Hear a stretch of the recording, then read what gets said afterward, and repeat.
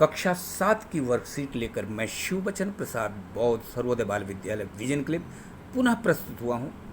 प्यारे बच्चों, जब भी वर्कशीट आप करें अपनी कॉपी पर तो आप अपनी क्लास लिखें, विषय लिखें, वर्कशीट नंबर ज़रूर लिखें। देखिए वर्कशीट नंबर 3 है और ये वर्कशीट जो है 28 जुलाई 2021 की वर्कशीट है। साथ ही साथ अपना नाम और कक्षा अध्यापक का नाम लिखना न भूलें।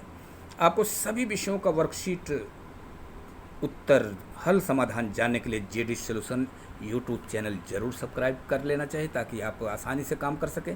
आज का चैप्टर बड़ा ही महत्वपूर्ण है, हमारे लिए एक देशभक्ति का संदेश देने वाला है। देखिए हमारा प्यारा तिरंगा यहाँ कैसे लहरा रहा है, इसको ध्यान से देखिए और ये अपठित गद्यांश को पढ़ करके पूछे गए प्रश्नों का उत्तर समझने का प्रयास करें। आइए पढ़ते हैं। भारत देश सबसे बड़े एशिया महाद्वीप में स्थित है, जो उत्तरी गोलार्ध में स्थित है।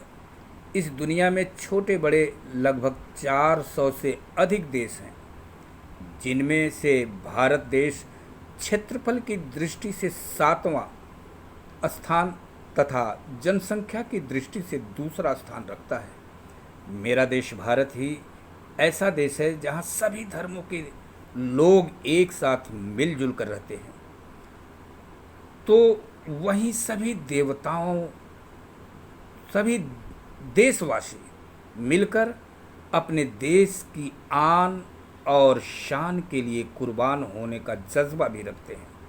मेरे देश को प्राचीन काल में आर्यावर्त, ब्रह्मवर्त तथा हिंदुस्तान कहकर पुकारा जाता है। मेरे देश भारत का नाम भारत ऋग्वैदिक काल के प्रमुख जन भरत के नाम पर पड़ा। तो प्यारे बच्चों देखिए, ये हमने पाठ पढ़ा। प्रश्न नंबर पढ़ते हैं जिनका उत्तर आपको यहाँ देना है। निम्नलिखित शब्दों से अपने मनपसंद वाक्य बनाइए। तो वाक्य बनाना है। पहला शब्द क्या है? दृष्टि। इसी में खोज लीजिए दृष्टि जहाँ आया है तो आप लिख सकते हैं जनसंख्या की दृष्टि से भारत दूसरे स्थान पर है। विश्व में जनसंख्या की दृष्टि से भारत दूसरे स्थान पर, तो उत्तर आपका बन गया। क्षेत्रफल, आप क्षेत्रफल के आगे वाक्य बनाकर लिखिए अपनी कॉपी पर। भारत का क्षेत्रफल की दृष्टि से 7वां स्थान है। ठीक है बच्चों। प्राचीन, प्राचीन का वाक्य बना लीजिए। प्राचीन, भारत प्राचीन राष्ट्र है। ठीक है ना। तो प्रश्न नंबर 2 को समझते हैं। निम्नलिखित शब्दों के सामने उनके समान अर्थ लिखिए। है ना, बना है डब्बा ना, ये इसमें लिखना है देश। देश का मतलब क्या होता है? आप लिख लीजिए मुल्क, है ना। अंग्रेजी में लिखना है तो कंट्री, है ना। वैसे राष्ट्र भी लिख सकते हैं। अधिक का आपको यहाँ लिखना है। अधिक का मतलब बहुत, यहाँ लिख लीजिए बहुत। स्थित का मतलब ठहरा हुआ या बसा हुआ, तो ये लिख सकते हैं। अब देखिए प्रश्न नंबर 3। उक्त गद्यांश में से ऐसे शब्दों की सूची बनाइए जिनको देखकर या सुनकर आपके मन में देश प्रेम उत्पन्न हो। ठीक है बच्चों। तो देश प्रेम उत्पन्न हो, क्या बनाना है? सूची बनाना है। तो सूची आप देखिए इसी में से बनाइए। भारत, ठीक है ना बच्चों। क्षेत्रफल, ठीक है बच्चों।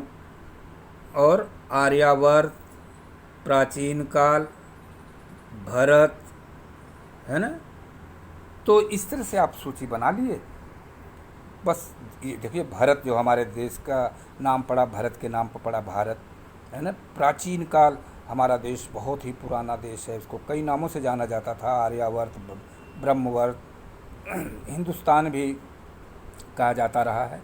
तो इस तरह आप सूची बना लेंगे। प्यारे बच्चों, आपको सभी विषयों का उत्तर हल समाधान हमने समझा दिया है और साथ ही साथ आप कोविड-19 से बचने के लिए चेहरे पे मास्क लगाएं, ठीक से लगाएं जिससे आँख, नाक और मुंह ठीक से ढक जाए। हाथ को साबुन पानी से धोते रहें भीड़ भाड़ से बचें और सुरक्षित रहें, खुशहाल रहें और पढ़ाई पूरी करते रहें, ऑनलाइन पढ़ाई। इसी अपील के साथ कि आप अन्य विषयों का उत्तर हल समाधान जानना चाहते हों तो जेडी सॉल्यूशन ज़रूर सब्सक्राइब करें। इसी अपील के साथ मैं शिव बचन प्रसाद बौद्ध सर्वोदय बाल विद्यालय विजन क्लब आपसे विदा लेता हूँ। थैंक यू, नमस्कार।